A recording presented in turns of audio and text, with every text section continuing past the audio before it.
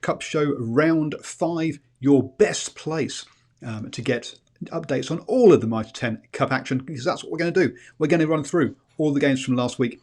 We'll have a look at the tables. We'll look forward to next week. We'll also have a quick look at the Farrow Palmer Cup. But we're 5 games in. This is halfway through the regular season. So we are going to do a mega stats review. And let's see if what we think about teams such as Hawke's Bay can only score from lineouts, line-out mauls. Is that true? Do the stats back that up? Are Bay of Plenty and Counties Manukau really forwards-orientated teams or not? And, well, are just Tasman good at everything? Well, we'll find that all out. And the man who'll be finding it out with me is Stephen Harris. How are you doing, sir? Not too bad, Paul. Once again, it's a privilege and a pleasure to be on the TDM. And I've just realised I've not got my window up that has all your comments and reactions. So that's up now, folks. So anyone who's watching the live show, please let us know your thoughts in the comments. And if you have any questions that you'd like us to answer, then throw them in there. We kicked off the weekend with Manawatu versus Northland. Now, I think we both went with Northland here, didn't we, last week? No, I think I went Manawatu, to be honest, Paul. Jeez. Oh.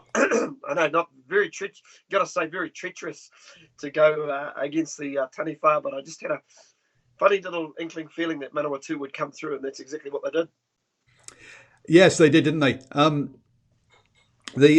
Ollie Brown says, yeah, there's one stat is clear. Otago is the home of the Shield. Well, they are for one more week at least, or 2 weeks, I think, so they're playing away this week. That is very true. Look, the wet conditions and Northland didn't really handle those very well, did they? And I've got to feel a bit sorry for Manawatu's coffers, because every single game they've had at home this season has been wet. And you've got to say that their crowds haven't been that great because of that. Let's hope they actually get a dry game before the end of the season. But yeah, as I say, 31-25, a 6-point win in the end. And Laumapi also made his presence felt with a try. But Jamie Booth, I think, was the man of the match for me in this one. Yeah, he just seemed to control everything.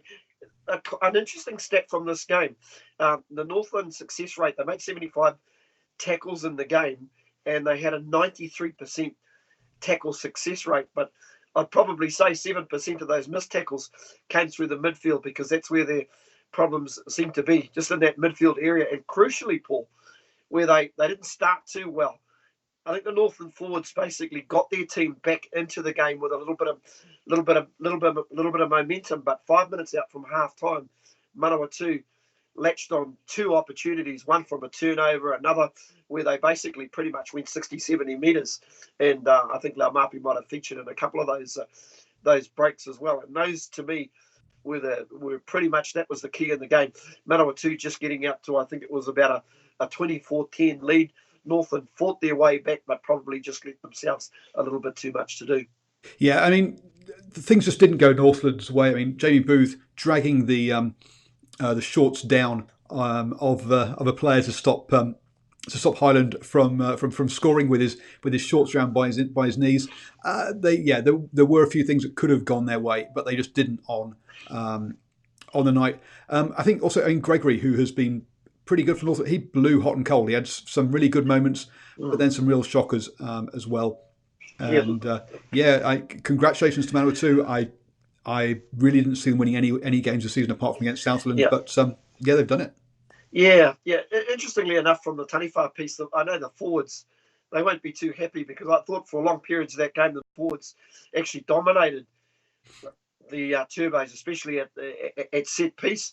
And I think there was a stat there where they had quite a bit of time, about 9 minutes inside the Turbos 22. But unfortunately, you could be dominating that area, but it's what you do in the backs. And I think they've just lacked a little bit of penetration this year. And it sort of segues into Scott Gregory. I personally think Northland are wasting him at fullback, Paul. We saw Scott Gregory last year in the midfield, and he actually looked really good there. I can remember him making a couple of good clean line breaks, and I just think his talents are being wasted in that fullback position. But listen, at the end of the day, you've got to give Manawatu their dues. They were under the pump in the forwards, but I'll tell you what, when it really mattered, when they had to get points and take their opportunities, that's exactly what they did. So comment in the chat, so we need to play the young Cherrington in the midfield. Yeah, I totally agree with that. Thanks for that comment, Tamati. It's a friend that I spoke to last year. Yeah, I totally agree. He's got a reputation as a very good defender, and I just wonder with the Northland coaches George Cornea and also Darren Whitcomb, if they've basically what I call bottled it. They've picked a squad, and they seem to have a lot of confidence in the guys that they've got at the moment, but in reality, they're not actually doing the job, and they haven't used their complete squad. So I think with 5 games to go, I think arguably you could say they're pretty much out of it. They'd have to come up with 3 big upset wins over some big premiership teams, and I'm talking about Canterbury, Wellington, and Tasman. I wouldn't put my house on it, Paul. No, neither would I. Moving on then, one thing you can put your house on is Southland losing away and Hawke's Bay winning this season by the looks of things. 41-23 really plays into that stereotype that we have of Southland, that they can score tries, they've got the ability to counter-attack, but they just leak so many. And just going through my notes here, and again, this plays into the stereotype of Hawke's Bay. It goes length of the field stuff for an opening try by Bay. Southland, a couple of penalties. Line out Maul, Bay, try. Line out Maul, Bay, try. And suddenly it's half time. Second half, line out Maul, Bay, try. Line out Maul, Bay, try.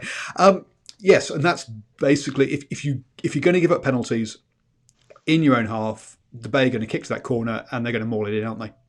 Yeah, they've got it down pat. What's Ash Dixon sitting on this year? 5, 6 tries, something like that. Must be the top scorer in the team. You can almost put a bet on at the TAB that he's gonna score a try off the back. I don't know what his scoring odds, but you'd want to be on him every time Hawke's Bay are playing. Listen, for Southland, I thought it wasn't a bad sort of performance on the back of being torn a new one the week before against Canterbury. What 80-odd-0?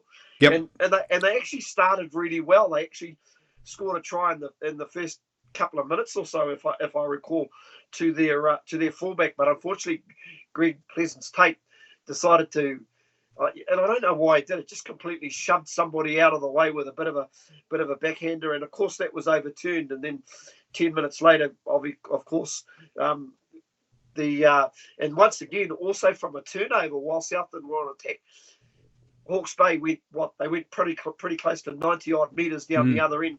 Gareth Evans picks up and scores the try. Now, credit to Southland, they worked their way back into the game, but they just really made little mistakes when it really counted. And I've got to say, I actually thought the Southland backs looked the more effective unit during the game. It's just that whenever they made mistakes or discipline probably cost the Stags at the end of the day, we all knew what Hawke's Bay were going to do.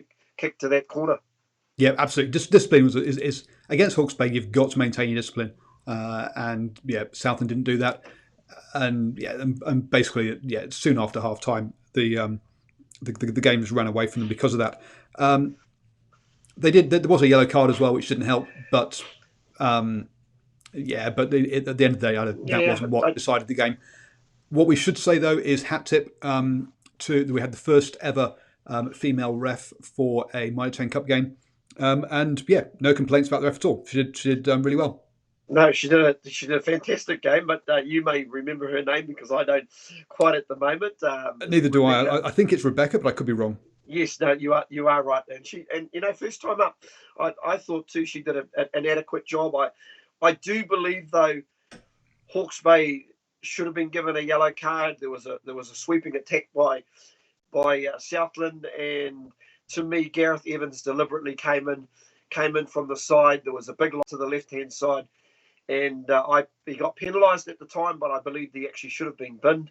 And then you see Mitchell, one of the tight head, I think one of the props, get binned in the second half. When you're actually having a rough time with it, all you need is a little bit of luck, but also a bit of consistency from the official. And while we just finished complimenting her, I just think if she looks back at probably the tail of the tape again or the video, she'll probably find that maybe I could have been a little bit more harsher on Evans. Just little moments, but unfortunately for Southland, not quite able to play up that 80 minutes. Nope.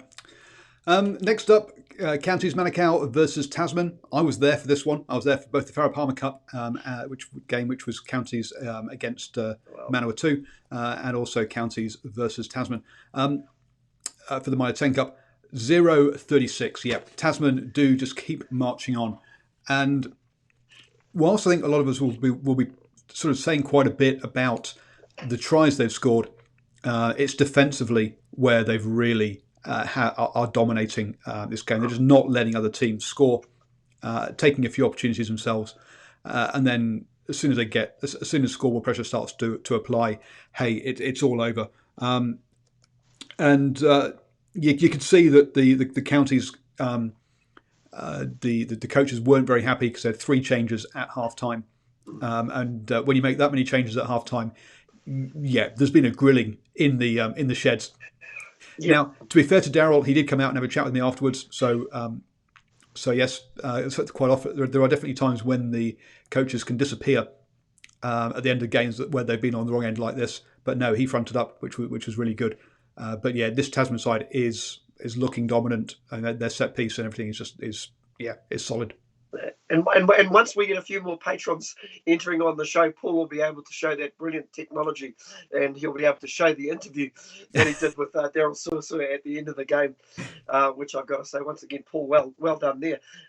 Almost got the call up to commentate this game, Paul, on Friday night. Got a call from Radio Sport because one of the commentators had a bit of a sore throat at the time, but I was kind of relieved that I didn't have to drive down the motorway to call this game. 36 zip is pretty convincing, and probably the only real thing I can say for Counties, they only conceded a couple of tries in the second half, but it was pretty much as good as done at halftime. 24-0 was the halftime score. But I've got to say, I think just also Tasman's physicality, not just at breakdown, but in defence, really didn't allow Counties Manukau to have any go forward whatsoever, and that was probably about the crux of it, Paul. Yep, it was. It also didn't help that Counties line out wasn't functioning either. But we're going to get on the stats later, and what we'll see is that Tasman are one of the best at attacking opposition's set piece. But so some stories from behind the curtain here, folks, or from behind the scenes on this one. So first off, it's a double header. Okay, so for the Farah Palmer Cup one, they didn't have enough coaches' boxes. So the Farah Palmer Cup head coach came and sat in the media room with me on my own. So him and I sat together during the Farah Palmer Cup game, and I say sitting with the coach and listening to the conversations he's having with the guys on the sideline was a real eye opener. I will be doing a supporters special, which will give you an insight as to what goes on in a coach's box during a game. Obviously, I can't actually divulge the exact things he said, but I can give you an idea as to the kind of stuff that's going on, and what kind of instructions, things that they're relaying. So that's coming out tomorrow. So become a supporter, hit that Patreon button as that Stephen was talking about. But during that, we had basically the roof came in on the media room because the Sky or somebody was climbing over the roof of the media room, laying extra electric cables, and they put their foot through the roof. So that was a bit of a scary moment. After that, the Wi-Fi wouldn't work for Radio Sport, and so there was no live commentary. And the Radio Sport people came and sat in with us in the media box for the Minor 10 Cup game, and just gave little updates over the phone. So it's good that you didn't get called out there because, as I say, it didn't all go to plan on on Thursday night. Friday night. This was. So yes, it was all a bit chaotic down at. I've got to say, Paul, I'm a bit disappointed now. That would have been the easiest $250 I've ever made. And you got some toffee pop biscuits as well. There you go.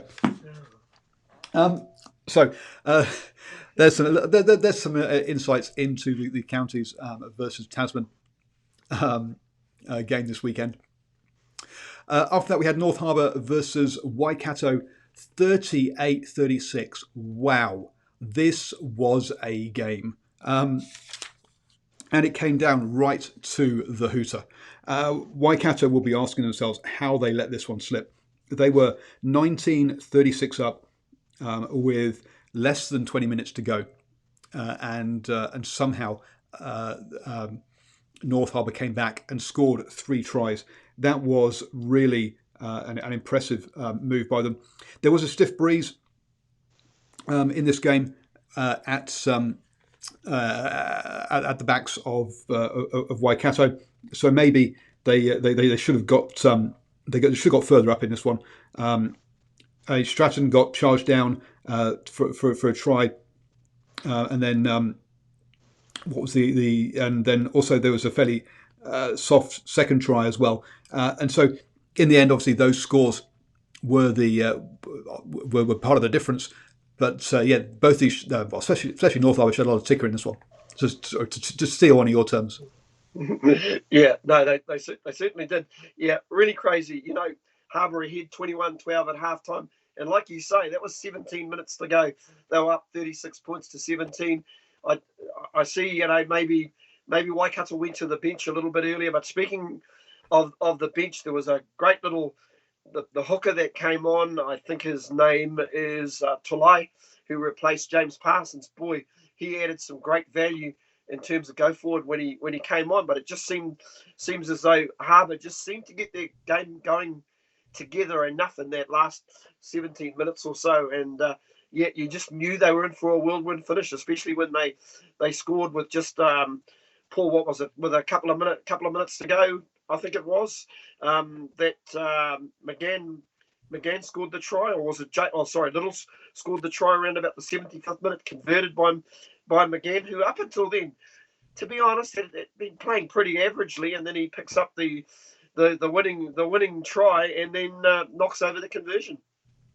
Yep, it was very impressive. It was contrasting styles in the first half. I mean, because of that wind, we saw Waikato kicking a lot and Harbour keeping the ball in hand. But they really had decided in this game, and again, it's part of the post-match interviews that you can get over on Drive on this channel. The coaches there said, yeah, there was a big plan of theirs, which was just keep hold of the ball because Waikato can be dangerous, and just don't let Waikato have the ball. And that was their big. That was a big part of their game plan this evening. And yeah, it's admittedly, I mean, when I'm talking about those soft tries for Harbour early on, Waikato picked up an interception try as well. So it's not like it was all one way sort of soft. So, but when you get 38-36, yeah, there's been a few soft tries in there because hey, that's a high scoring game. Paul, just like to touch on a couple of players from either team who really impressed me. I've got to say, Fletcher Smith, and it almost seemed like it was on point when he went off. That Waikato just seemed to lose a bit of their shape. He seemed to be steering the team around quite nicely. But boy, he's a first five that's in very good form this year, and they're kind of blessed at the moment after Josh Ioane's performance for the All Blacks that we've got all these promising number 10s running around. But I thought from a Harbour point of view, I actually thought one of the best backs on the field was Mark Telea. Boy, this boy's got some footwork, and he just seemed to beat tacklers every time he had ball in hand, and he impressed me. And once again, with Harbour's late comeback, he had a lot to do with that charge right at the end. Yeah, absolutely. One of the things that Harbour managed to do was find holes early in the game and late in the game in that Waikato defence. But Waikato seemed to sort of sort things out after about sort of 15 odd minutes. But then I think they just got tired at the very end, having to defend against a team that's kept hold of the ball so much. And then eventually they found their holes again. And I think that's what it really came down to. Tapia is another player that Quince Bar. I mean, we talk about him. I mention him pretty much every week. So yeah, he's another player that's in that that I think we should call out because he scored a try, or scored 2 tries actually in this game. Next up, boy, Wellington are sailing close to the win this season. They've had a draw against Hawke's Bay. They've had a 1 point win over Canterbury. They've scored on the buzzer to beat Counties. And now they go and beat Bay of Plenty by a single point, 15-16. Whatever Wellington, I mean, Wellington really do know how to win games, even if their performances aren't very convincing. Oh, listen, the crazy thing about their performances, they're actually getting beaten up front. I mean, so once again, it's scrum time. Bay of Plenty were absolutely dominant, and Well, I just think Wellington may have dodged a bit of a bullet with the official as well. I think I can recall a situation where there were 4 penalties in a row, and yeah, quite frankly, I think they were fortunate. But you know what? They defensively they've got a ton of heart that's pretty much led by their loose forwards.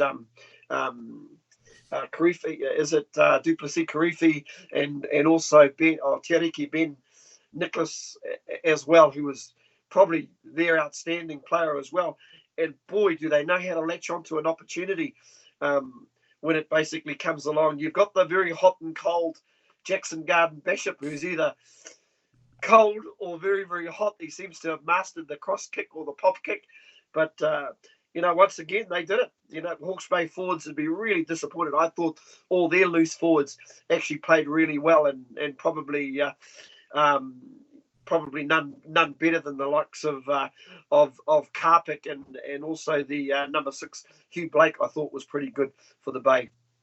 Yeah, absolutely. No, Bay of Plenty. I think there'll be some comments in the post-match review about the fact that if you're giving up four or so scrum penalties, surely at some point a prop needs to be going to the bin because yes, there were a whole bunch of penalties there, and I'll chat with. I've been at Arsenal this weekend and chatting with him, and he was like saying, if referees aren't going to penalise, aren't going to pull out cards, you're going to see teams rewarded for just penalising and just giving up penalties on defence in that last 5 metres, because that's essentially how Wellington won this one.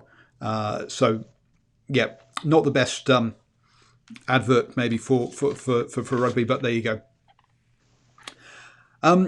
After that, Auckland, Canterbury, a repeat of the the final last year.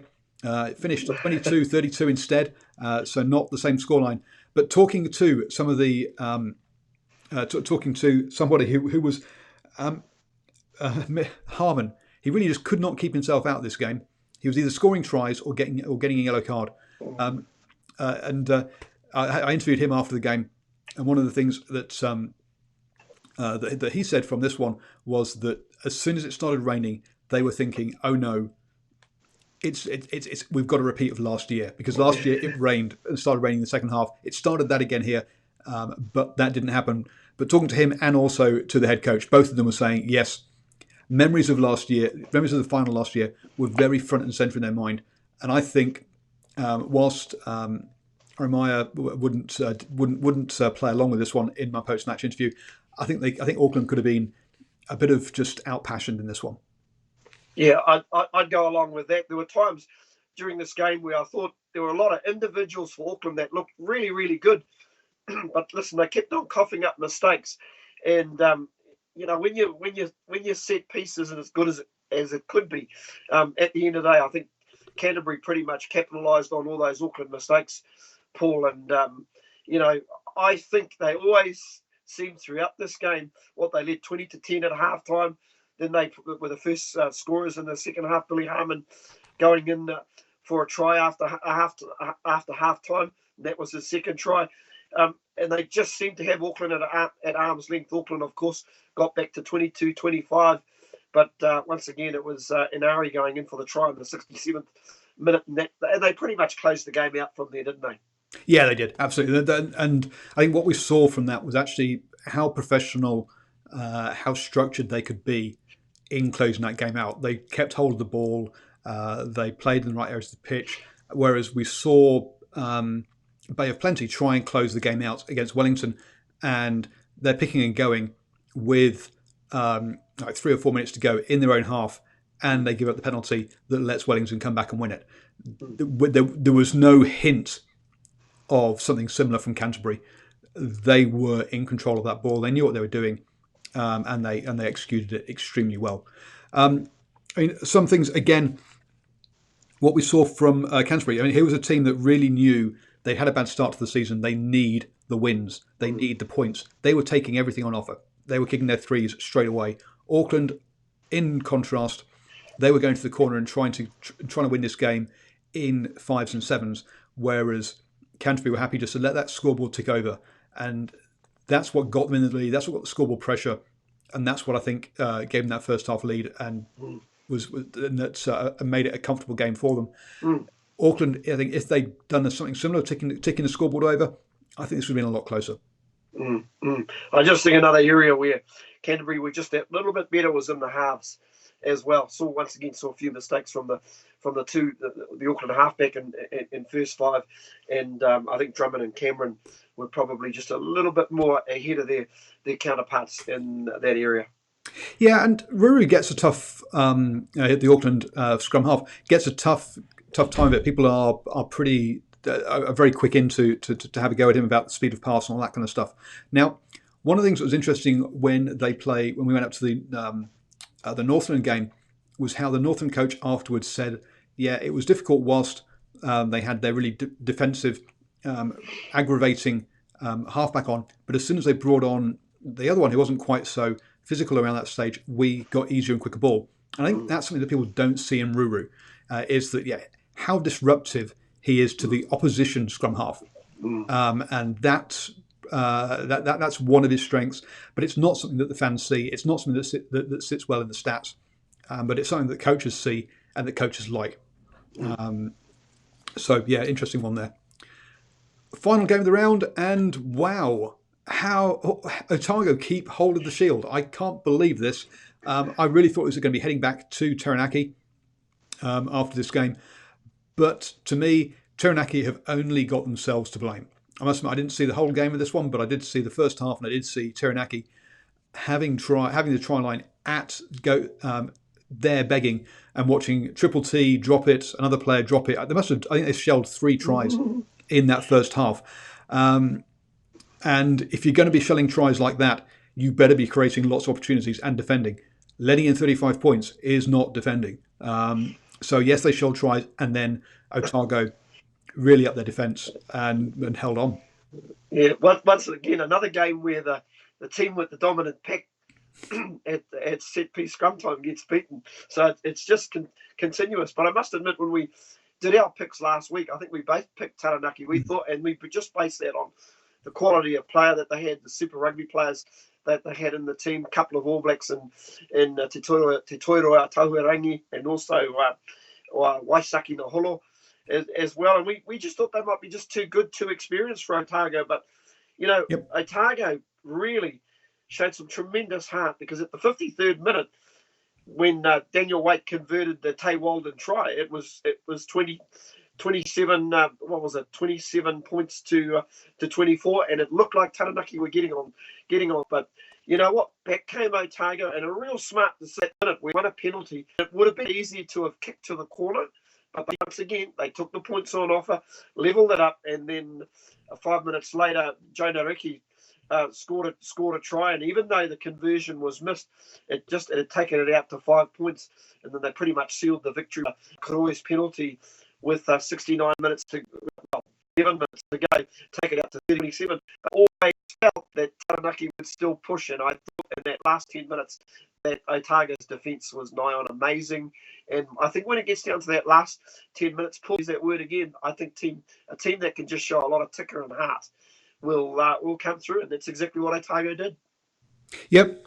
They did, and congratulations to them holding on to the Shield. As I say, most of us did not think they would be able to do that, but well done.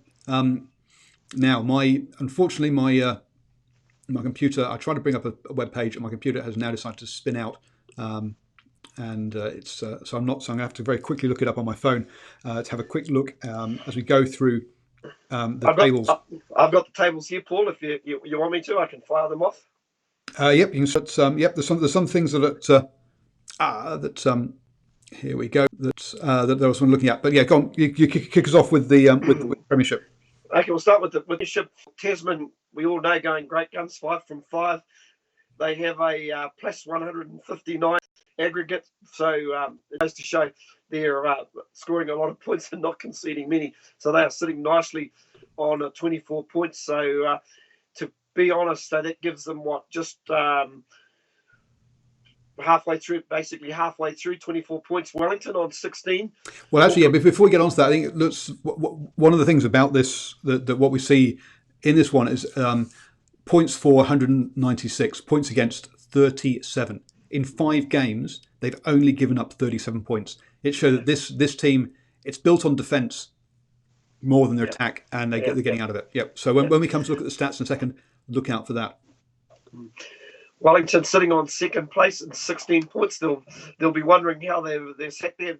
They're sat there at the minute because they've had 3 wins. All of those wins very, very close. Could have gone either way, and they've also got that draw against Hawke's Bay. But remembering first game of the season, they got torn a new one by Tasman. And I think one of the things we've said about this was Wellington's side, fantastic backs, not a strong scrum. So when we go away to the stats, let's see if they back that up. Mm-hmm. Then we've got Auckland hadn't lost up until the weekend. They also had a couple of draws to match a couple of wins as well. Those wins coming over championship sides, Bay of Plenty and Northland. So maybe just finding it a little bit tougher when they're starting to hit some of the bigger guns, but sitting on 14 points. And so one of the things to notice through all of this is that basically from Wellington in second to Counties Manukau in last, there's only 5 points difference. One try bonus point win gets you from second to last. So it's very tight behind Tasman. Now, I should mention there are three teams sitting on 14 points. The next team sitting on 14 points is North Harbour. They've got a draw in there as well against Auckland, along with a couple of wins. I think they had a win. They had a win over Southland, I think it was, quite convincingly. We expected them to win, and of course they left it for pretty much the 2 minutes into injury time to take the victory over a Waikato team that are probably still scratching their heads this evening to how they lost that game. So they're sitting on 14, and also Waikato as well. I mean to say, Paul, you've seen a bit of these guys. They're capable of special things, but a little bit heckle and jive as well. They got pretty well beaten by Bay of Plenty, didn't they? Yeah, they got pretty well beaten by Bay of Plenty. I think they struggled against sides that have got a big pack. Really, of Waikato. Yes, they've got players who can attack. As you say, keep the ball off them because they can attack. North Harbour, a team that are based around their back three. We mentioned Talia, but we should also mention Sean Stevenson and Matt Duffy.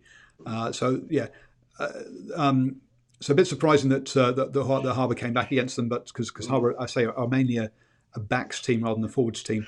Waikato, yeah, but Waikato and North Harbour, 2 pretty similar styles. Actually, if you think about it. Yeah, good. I will mention that the North Harbour do have a very good set piece scrum with Mawhilio and also Tunukiafi in that front row. And of course, back to 13 points, back in the winner's circle after that big romp against Southland a couple of weeks ago. And obviously just a little bit too good for Auckland. Yep, they're lurking with intent. So anybody who thought you were thinking of writing them off after 3 games, yeah, those Cantabs, they're hanging around, and I think they'll probably pick up some more points on their road trip when they head up to Whangarei. Yeah, so we'll just run through the remaining games for Canterbury because you'll suddenly see why they have had such a hard start. They've got Northland, Manawatu, Counties Manukau, Otago, and North Harbour.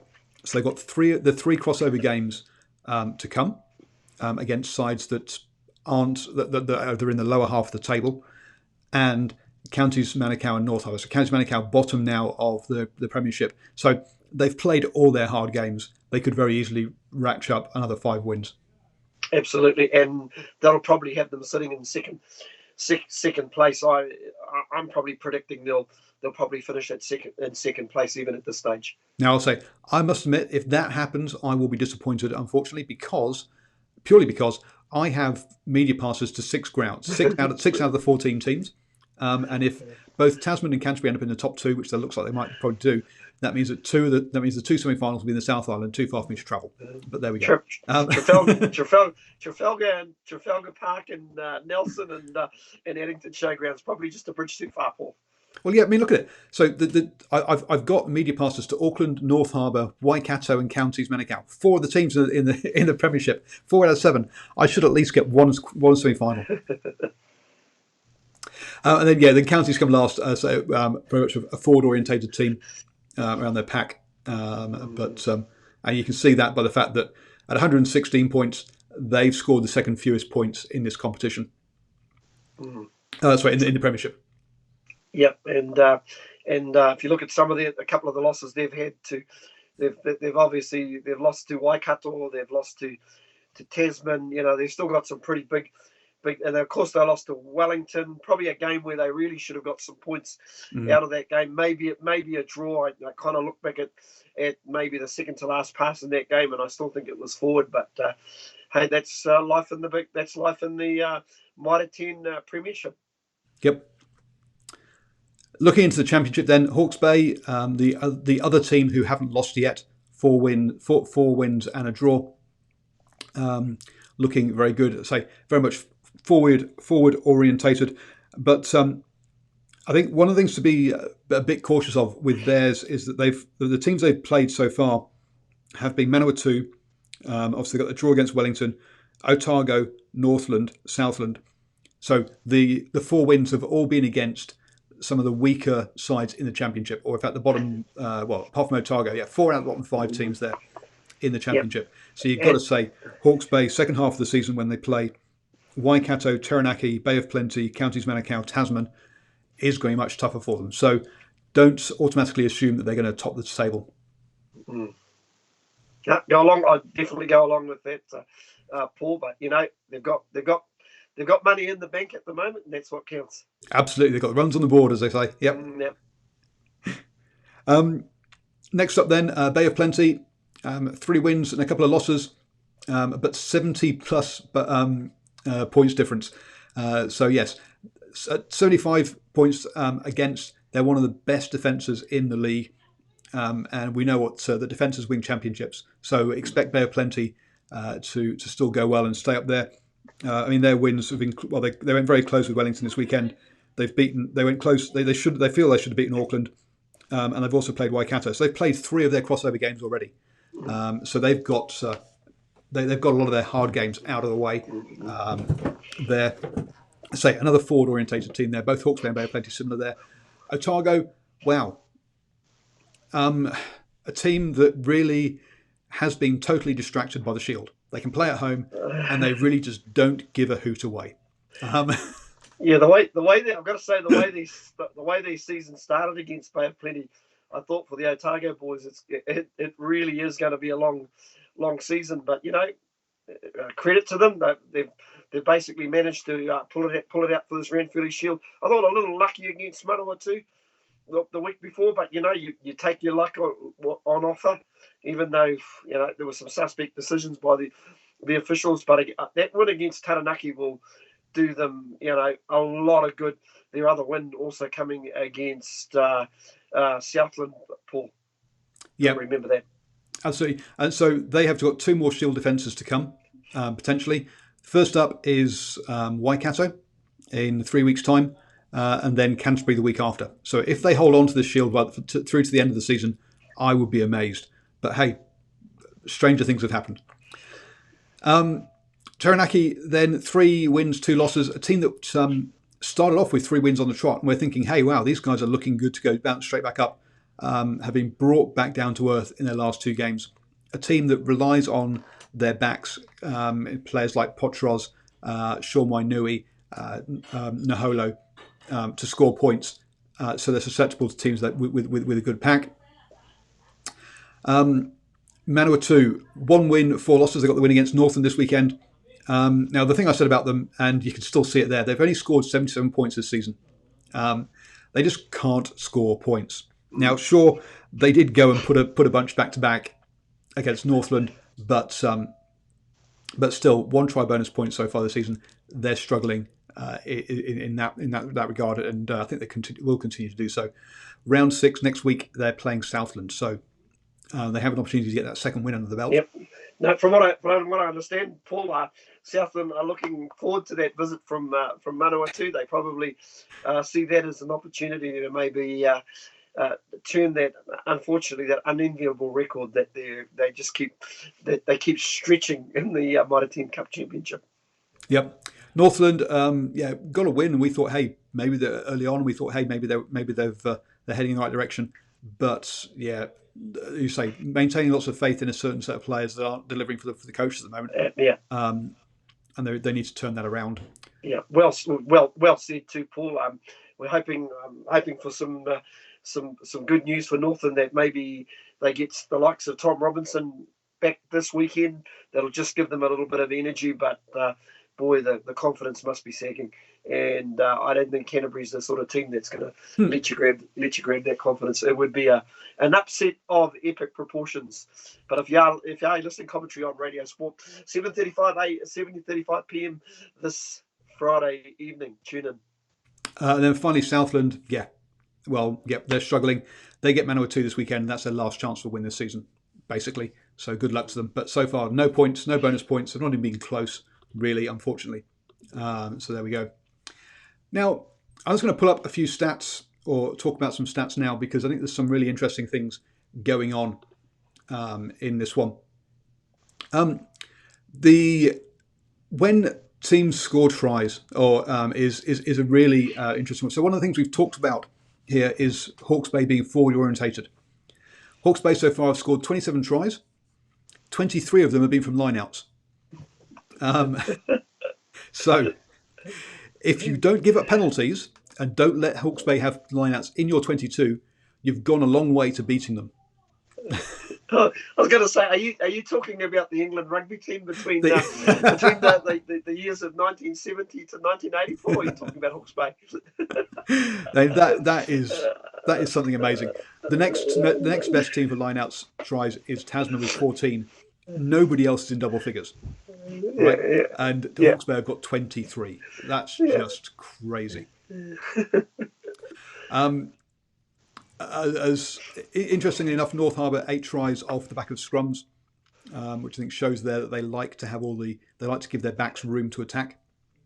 To me, other interesting ones on here is, I guess, teams that seem to go hard at the get tries of the best transition teams.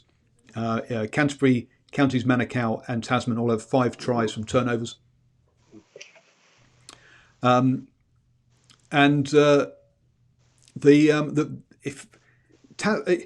of these things that we always say about a good team, they will score straight back. Tasman have got 3 tries that have originated from kickoffs to them. Wow. So again, they top that stat. So again, that's a matter of they're dangerous and they'll come straight back at you, even on the few occasions when they do give up points.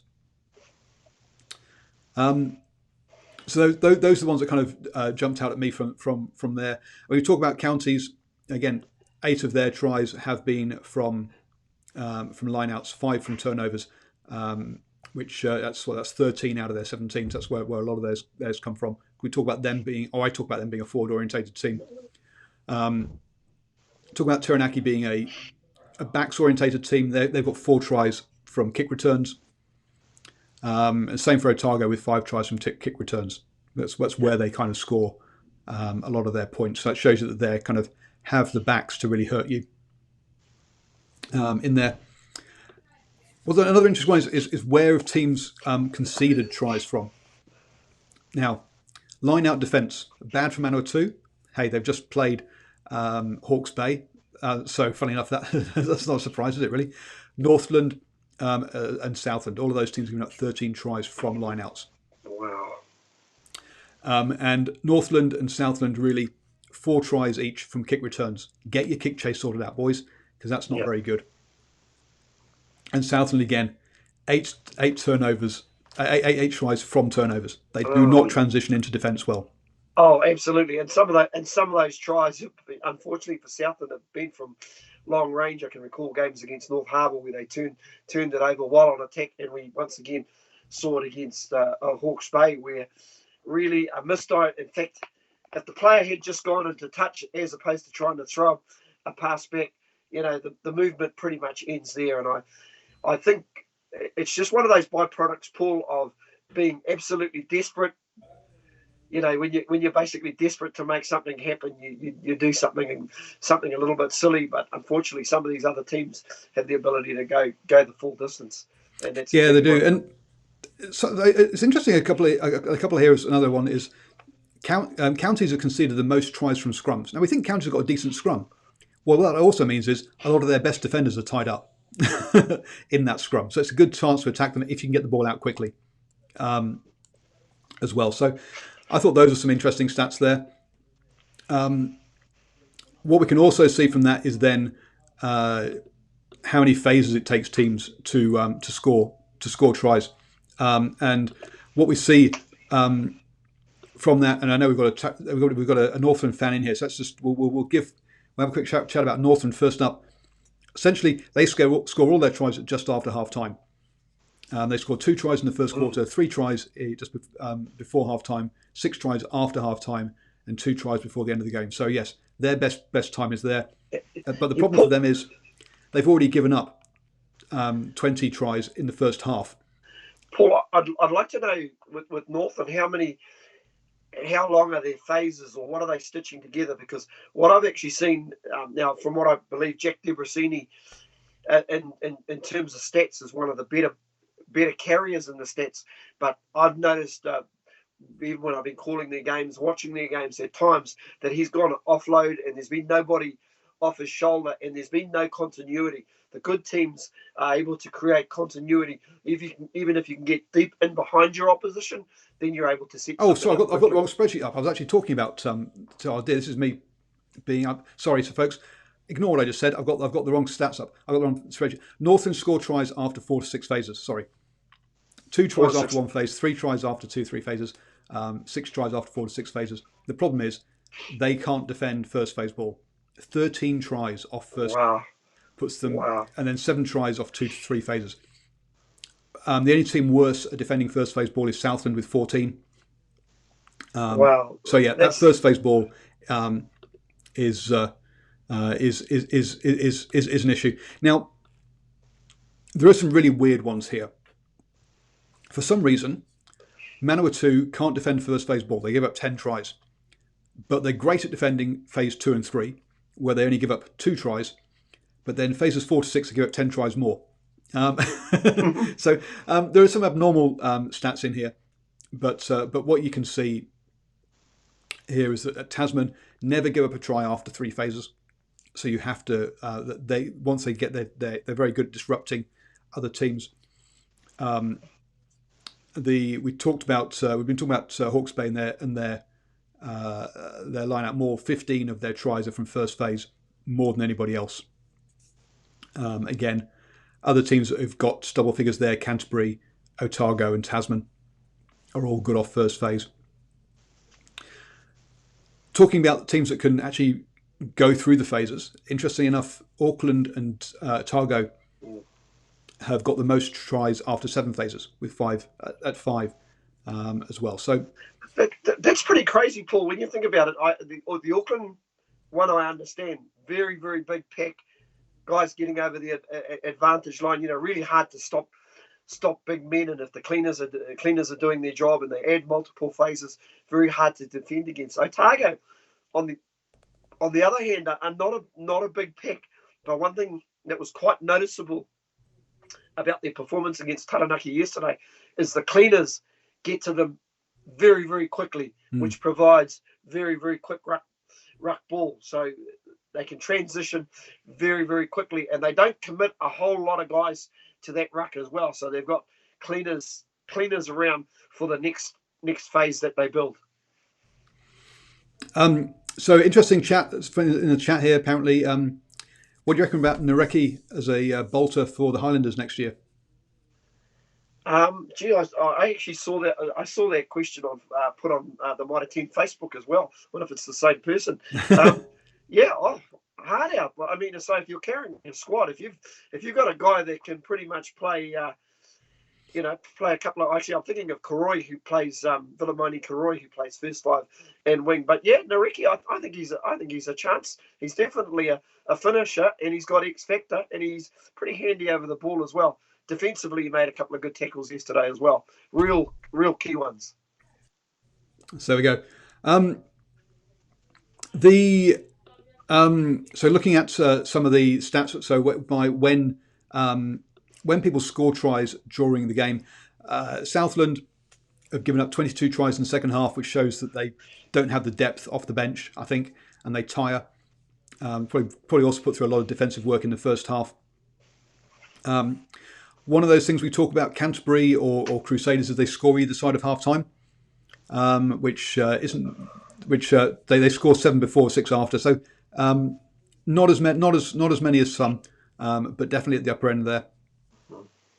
Any other ones that sort of jump out? I guess Tasman.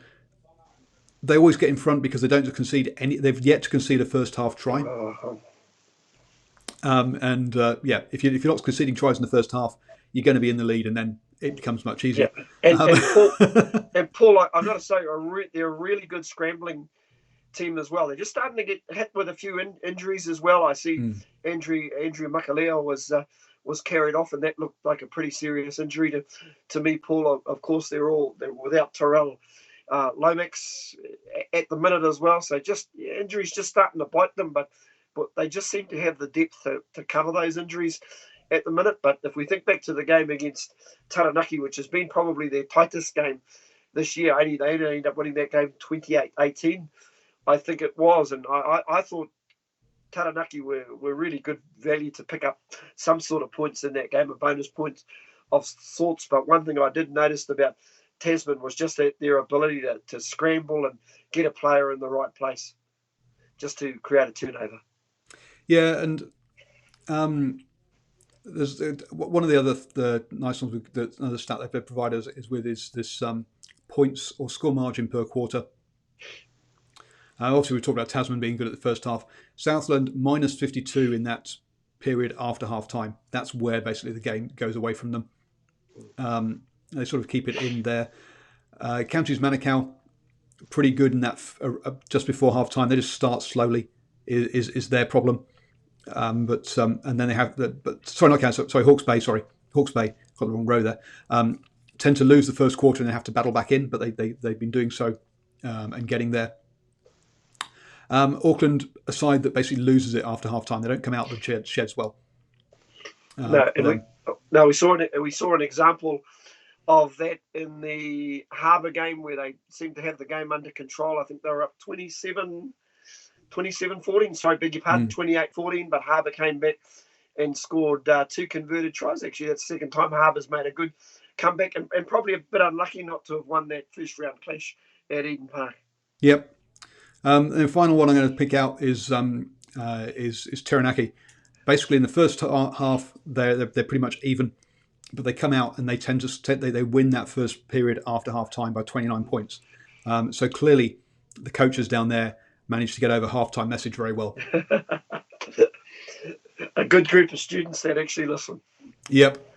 Kind of running out of time, so actually let's just pick up on some players, because someone who's been taking a lot of flack in the chat has been Debrasini. But Debrasini currently leads the offloads stats with 11 offloads. Jamie Booth second with 10. And that's your point, isn't it? That he makes breaks, but generally the support isn't there for him, and he's offloading to nobody, which is a bit of a problem. Yeah, he's also playing in a Northland team that really can't put a lot together, and at times I think back to that Auckland game where I actually thought he still ran at the line reasonably well. I think they made the mistake of play. I don't think it really helped them playing him at fullback. He should have stayed in that first five or that pivotal role. But no, to be honest, we saw what he's capable during Super Rugby, but it would be fair to say he's not been at his best in Mitre 10 Cup rugby. But I also think he's been hampered by not having Northland last year. They were able to use Jack Goodhue on the odd occasion, and also Rennie Ranger was pretty much a rock in that midfield. Rennie probably doesn't have the pace to be at super level, but at Mitre 10 level, he gives your back line a little bit of a shape, and he was a good pivotal point for Jack Debrasini last year. They just seem to be missing that. But once again, I think that the issues and the way that Debrasini is playing is more with the coaches at the minute. Yep. Now, a player I've talked about before, going, why doesn't he get more game time and higher honours, is Ricky Riccitelli, and I've probably got my answer here. He's fifth in the tackle count with 67 tackles, but unfortunately, he's also third in the missed tackle count with 18. So maybe that's why Ricky Rutelli isn't isn't getting higher honours, unfortunately. Going to say, Paul, maybe a few question marks also in and around his line out throwing as well. Maybe. One of the things I talked about, I've said we haven't gone through the team stats, but Quentin Strange leads line-out steals with 8. Liam Mitchell second there with 6. So yeah, one of those things about Tasman, I'm saying their set piece doesn't work. Your set piece doesn't work against them because they got someone like Quentin Strange who's great at the line-out at disrupting that. Which other one? Oh, the other one I was going to talk about was we were talking about the backs being big for North Harbour. And we can see that with Sean Stevenson, tops the defenders beaten count with 42. Second place, Mark Talia, who you mentioned, with 33. Yeah. And fourth, Quinn Tapia from Waikato with 28. But yeah, the number 15 and the number 11 from North Harbour top first and second in defenders beaten. If you can keep their the backs quiet or the back three quiet, you're going to go a long way to beating North Harbour. Yeah, just with Stevenson, I think he'd probably top some stats for doing stupid things as well at times, Paul, because we know what a talent he is, but he also does a couple of mad-headed things. You can also guarantee he'll do a couple of strange things in a game as well. So he's just really got to get that consistency. But I am really impressed with Mark Talia. Real impressive stepper. There's a couple of guys, a couple of other guys, Ben Nicholas, just really impresses me as a player. I wonder what he would be like at super level. It'd be great to see him pick up a contract. He may have been in the Hurricanes last year, but I'm really impressed with him. Yep, and another just fun one while we're talking about this, offloads per game. Number 1 is Sonny Bill Williams with 5. Jack Debrasini at 2.2. So Sonny Bill only played one game, but there you go. He made 5 offloads that game and tops that one. Cool. Right, that's just some fun and games around the stats. Sorry, we're going to run late tonight, folks. Hope you don't mind and enjoy the chat. Before we get on to next week's games, we'll just touch on the Farah Palmer Cup. So I was at a couple of these. I was at Counties, Manukau versus Manawatu. Basically, Counties, their side is just too big and strong for Manawatu. Manawatu got a bit of a smaller team there, and they lost that one 43-14. Wellington going well, beaten Bay of Plenty 32-29. Yeah, it's good. That looked like a pretty good game, Paul. Not a lot in it. Only three points at the end, halftime. And it was 24-19 to the Bay, so a good comeback from Wellington. Also in there, Hawke's Bay 64, Northland 31. Now, we were a bit concerned about Northland because it's their first season at this level, so that is actually a respectable. That's a respectable first outing. Yep. No, they and they showed a bit of stickability as well. They were down 31-12 at halftime. So listen, did really, really well in the second half, which probably suggests conditioning is not too much of a problem for the Northland team. And interestingly enough, former New Zealand rugby league player Crystal Murray who was playing at number 8, did the goal kicking for them as well. So it's an interesting little stat. That's interesting. Yep. Next team, Tasman 10, Northland 22. Now North Harbour 22. North Harbour also have a kicking lock. So yes, there's a few throwbacks, and look, you've got to remember that this is it's an amateur competition. It's not there are the odd sort of professionals or semi-professionals in the black firm players, but for the rest of them, it is amateur. So you do definitely see that kind of thing where you do have the odd lock who kicks, the odd 8 that kicks. I was at Auckland Canterbury, Auckland 12, Canterbury 45. Canterbury have got themselves a scrum coach this year because apparently, he's volunteering with them. Because again, there's no money in this at this level, but their scrum was pretty impressive. But apparently, they're not the biggest scrum, and so that was they're relying on technique and doing very well there. Yeah, a lot of this for this Auckland team. It was a bit of a what's the word I'm looking for after that good Wake up call. victory. Yeah, good wake up call. But there's a lot of youngsters in this Auckland backline with Norman Bell and Elliott on the wings and Morse back in the fullback. So there are some, should I say, teenagers in this team. So that would have been a big wake up call against the current champions. Yeah, and talking to the Auckland coach, I've not put up the interviews on YouTube yet, but their 16-year-old fly half who played against Waikato, because of New Zealand rugby regulations as to how often these young 16-year-olds are allowed to play, she had to be rested this weekend. So yeah, that's going to impact them as well. And quite right too. We don't want players burning out in their first year of senior rugby. And then finally, Otago beat Teri Naki 57-5. Yeah, it looks like it's going to be another long season for Teri Naki. Yep, it does. Unfortunately, the word fuel being blue duck. Hopefully, they'll have to. Let's hope they can soar just a little bit higher, Paul. Absolutely. I'm not making any of the games in round 3, but North Harbour will play Hawke's Bay, Northland, Otago, Teri Naki, Tasman, Manawatu, Waikato, Bay of Plenty, Auckland, and Wellington versus Counties Manukau. Looking at those, so basically Waikato had a rest this weekend, and Canterbury have a rest a bye week next weekend. So as I say, Canterbury looking like the champions elect pretty early doors. But counties, Wellington, Counties, Manukau, that one looks like a cracker of a game.